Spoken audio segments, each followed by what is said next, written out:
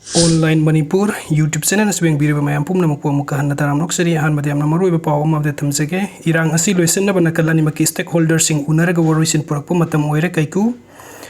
film actor kaiku na haikre Manipur thokli irang asi thamari sujillagle state amadi central lenga nakal ani maki stakeholders sing unaraga lal asi gi warisin purakpa matam oire wafam asi khagem palida RM Enterprises ke makada Mr. Blue gi franchise laundry hangdok pagi thorom da bangna phungdok ki bani magna makhata radun hai thok libi rang asigi waruisin purakta bana nakal anida ngasi su lan lep leitri masina maram oiraga micham mayam kham thengna ware lan asigi waruisin purakna ba mitai amadi kuki gi leiribu lusing basing table amada phaminna duna yabe yadaba apam pam du phungdok minatun waruisin purakpa matam oire haina phungdok ki RM Enterprises ki makhada Mr. Blue gi franchise laundry dry cleaning amadi Iron Service hangdokpa mari leinana RM Enterprises ki proprietor elangbam rohinna phongdokhibada RM Enterprises ki manga suba mapok kumun ga mari leinana hangdokhiba franchise laundry Blue na Manipur da hanba franchise store amani masina maru oina relief camp da leiriba naha singda thabuk pina pandam thamli hai ki mapok numit ka mari leinana relief camp da mating pangkhi hairi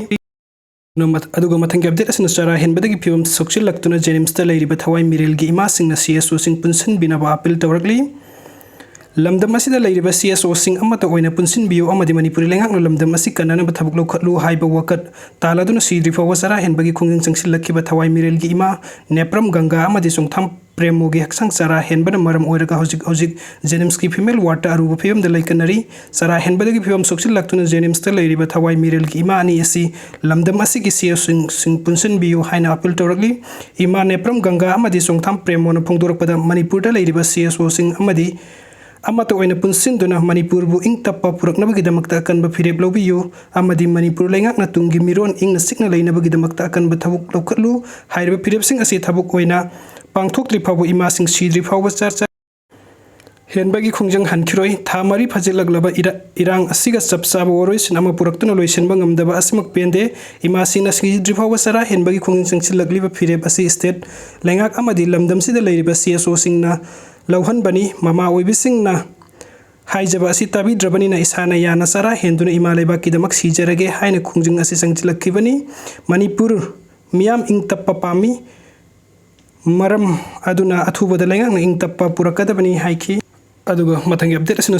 trend forcing na lan khambagi muhtana kan namad tongduna mitai tumna hanaba lan chatharabra Tapta Manipur ki saknai raba saisakpa jenta Tapta na haikre hojik chathriba lan asi mitai purupta muthatnaba oirakle central forcing na mayai dileptuna lan khambagi muhtana kal namada tongduna India lengak na mitai tumnaba lan chatharabra wafam asi ngarang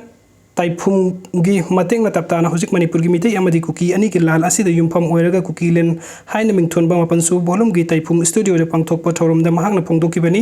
mahakna makhata raduna kukiland series phongdoki ba asi ai hakki oina miyam gi kholau kaya lamdam asi da phongliba I pau kaya da yumpham oiraga sakkiba ngaktani adu haukiba August 28 da ai hakki lamdam naran saina khulda thoklakpa asina sathariba lal asi kuki singa oiramdra central forcing ga oirabra haina singnaba leire kukiland haina thonkriba isai mayek asisu sumlakataba mandre hojik sathariba lan asina karigumba naran saina asi kuki singna machet ama lausin ki batarbadi Manipuri lausin ki baga sapmanai thokliba lal asi da magi aningba da satpagi muhuta warrior sing punsinduna wakhal amagi makha da khongjing singsinba matam oire haiki